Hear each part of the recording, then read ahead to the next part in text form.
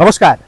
यतिखेर म बराथुवा नगरपालिका वडा नम्बर 11 को यो मनुष्यमारा सिंचाई आयोजना, यो इतिहास बोकेको सिंचाई आयोजना जसको पटबीले यहाँको पानीले यो क्षेत्रका धेरै जनताहरूले चामलको भात खान पाउनु भएको छ।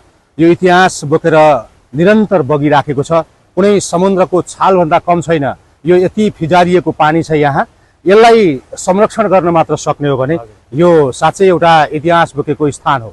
र हामी आज यो हिरापुर ब्यारेज विशेष गरेर मनुष्यमारा सिंचाई आयोजनाको यो स्थलमा आइपुग्दाखेरि मलाई निकै आनन्द पनि लाग्यो। यो यस्तो मध्य यो समयमा यो साउन भदौको समयमा चाहिँ यति मजाले पानी छङछङ भइराखेको छ।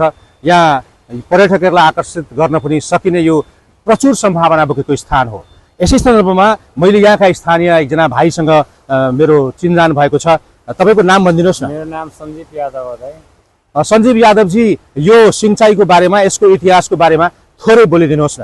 दाइ यो चाहिँ निर्माण भएको 2018 सालमा यो निर्माण पुल भयो। अनि यो पुलको पानी चाहिँ सधैँ यतिकै बगिरहन्छ के दाइ। अनि यो पानी बग्दा बग्दा यो गर्मी महिनामा चिसो पानी अनि जाडो महिनामा तातो पानी यसमा आउँछ। यो पानी कहिले पनि नसुक्ने।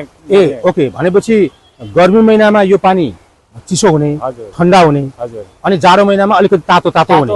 यो त बडो अचम्म रहेछ हैन? ओके, तपाईहरु नुहाउनुहुन्छ त्यो पानीमा? अनि यो पानीले यो क्षेत्रका धेरै मान्छेहरुको खेतबारीमा सिंचाई भएको होला है? कहाँ हुन्छ सिंचाई चाहिँ यसले? यो यतापट्टिको यो बसबडिया गाउँपालिका, यो के भने यो बराथुवा नगरपालिका, यो चारैतिर यहाँ भन्दा धेरै सबै पानी जान्छ इन्डिया सबै ठाउँमा पुग्छ हैन? भनेपछि यो सिंचाई आयोजनाको यो नहर पनि अहिले सञ्चालनमा छ हैन? अनि यहाँ चाहिँ माछा मारिराखेको छ, माछा मारेको देख्छु। यो माछा चाहिँ के राज्यले यसको कर लिन्छ कि यो माछा त्यतिकै मार्न दिएको छ? नगरपालिकाले संघर्ष गरेको छ हैन? करेन्ट त लाउँदैन नि यहाँ? करेन्ट पनि लाउँछ त यहाँ। करेन्ट त लाउनु हुँदैन नि? हजुर, त्यो यहाँ त करेन्ट लाउनु। करेन्ट पनि लाउँछन्? मैले हजुरहरूलाई जानकारी गराएँ। यो हजुरको चाहिँ नयाँ रोड पूर्व पश्चिम महेन्द्र राजमार्गको हरियो नगरपालिका नयाँ रोडबाट दक्षिण लागेपछि सुन्दर सहर बराथुवा आउँछ। बराथुवाबाट केही किलोमिटर दक्षिण लागेपछि यो ऐतिहासिक ठाउँ आउँछ। यो ऐतिहासिक ठाउँको बारेमा तपाईहरुलाई मैले जानकारी गराएँ र यहाँ हाम्रो यादवजीले यो जानकारी गराउनु भएको छ। तपाईलाई धेरै धेरै धन्यवाद। हस्, धन्यवाद। Thank you so much.